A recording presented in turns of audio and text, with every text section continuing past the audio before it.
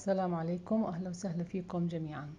وصفة اليوم من أفخم الوصفات اللي بتنفع للعزايم، كتير طيبة ولذيذة وشكلها كمان حلو. مكوناتها كتير سهلة وبسيطة، بتشبه إلى حد ما الرز البخاري، لكن هون أضفنا عليها بعض الإضافات أعطتها نكهة كتير طيبة.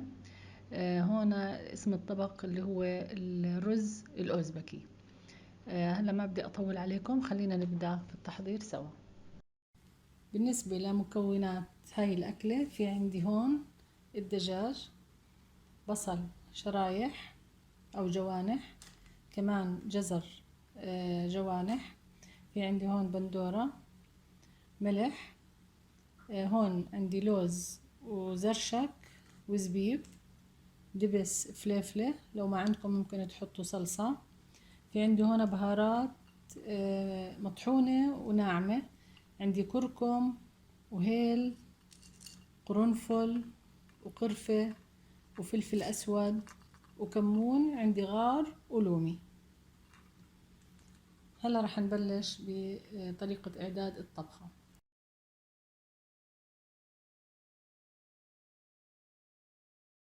هلا هون حميت الزيت، رح أحمر البصل، بسم الله، بس تحمير ما رح أوصله لدرجة الغليان، عفوا ما رح أوصله لدرجة القرمشة، بس إنه يتحمر. هلا هون البصل عندي أخذ لون أشقر. هلا خلاص هيك رح أصفيه عشان أعمل بعده الجزر.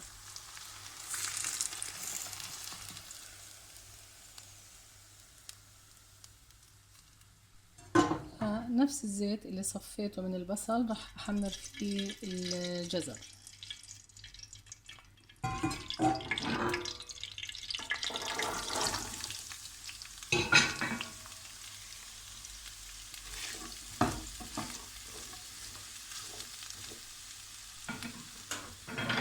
هلا هون عندي الجزر الدبل، رح أصفيه بنفس الطريقة اللي عملنا فيها البصل.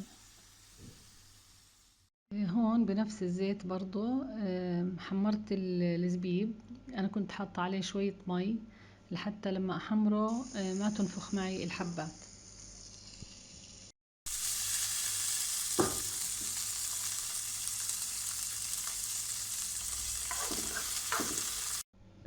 وبنفس الزيت حطيت برضو الزرشك أو حب الرمان. فيكم تستغنوا عنه يعني لو مش متوفر عندكم. هلا بس خلصنا الزبيب، رح أضيف شوية زيت كمان وراح أحمص البهارات.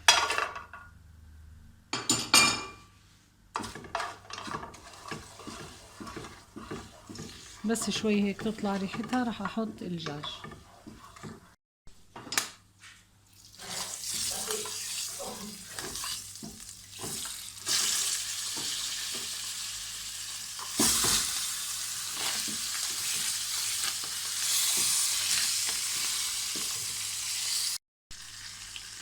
هون أنا بس راح أعطي الدجاج لون وياخد طعم البهارات، بس راح هيك أعمله على الجهتين، أخلص كل الكمية ونرجع نشوف الخطوة اللي بعد.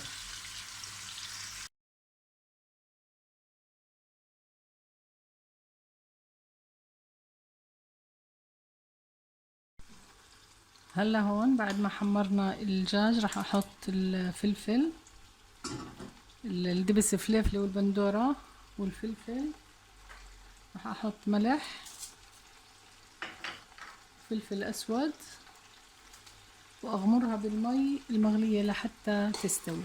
هلا قبل المي راح نحط نص كمية البصل اللي حمرناه،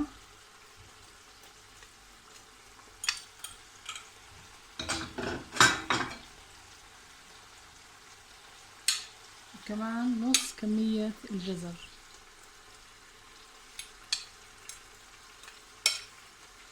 النص الثاني راح نخليه لك.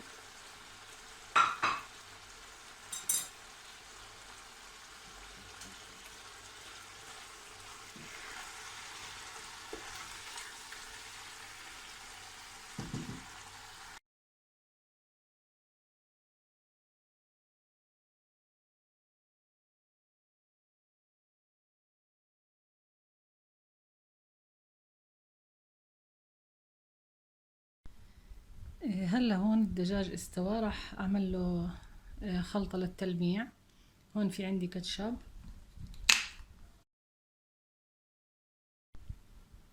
في عندي دبس فليفلة، هذا انا كنت محضرته، فبتحبوا تشوفوا الوصفة بترك لكم اياها بصندوق الوصف. راح احط دبس فليفلة، او حتى لو ما عندكم ممكن تحطوا صلصة طماطم. نحركهم كويس وراح نمسح فيهم الدجاج.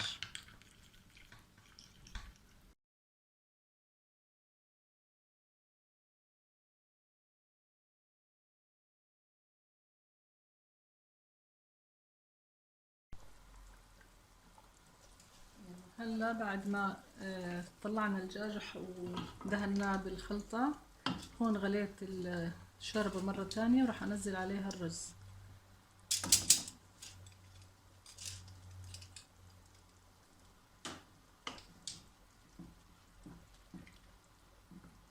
راح اضيف كمان كمون مطحون وكمون حب.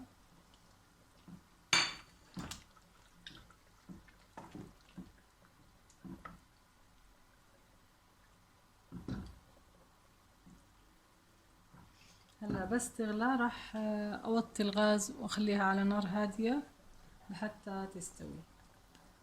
هلا هون راح نجهز لتنكيه الرز. في عندي هون ماء الكادي، راح اخلطه مع زعفران او اللي هي بودرة الزعفران. وفي عندي كمان على الجزء الثاني راح احط كراميل.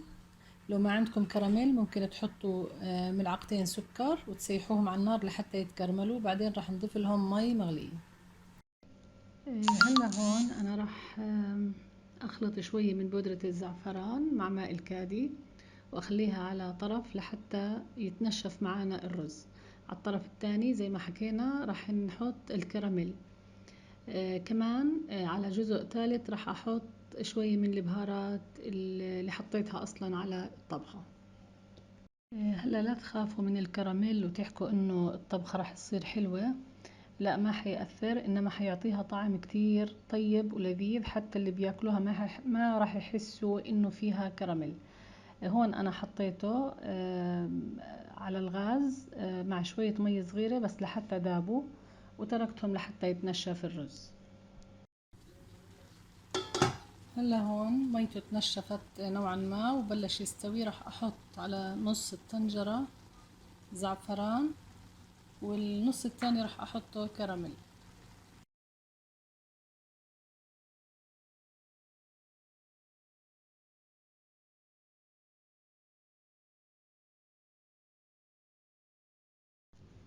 وهون راح احط الجزء المتبقي من البصل والجزر، بس راح احطهم في النص واغطي الطنجرة واخليها على نار هادية لحتى تتنشف تماما.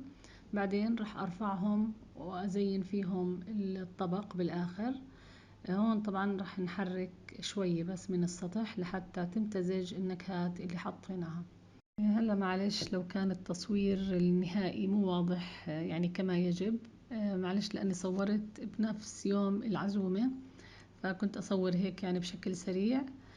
إن شاء الله تجربوا الوصفة، وأنا متأكدة إنها حتعجبكم، لأنه عن جد عن جد طبخة كتير طيبة ولذيذة وفخمة بنفس الوقت.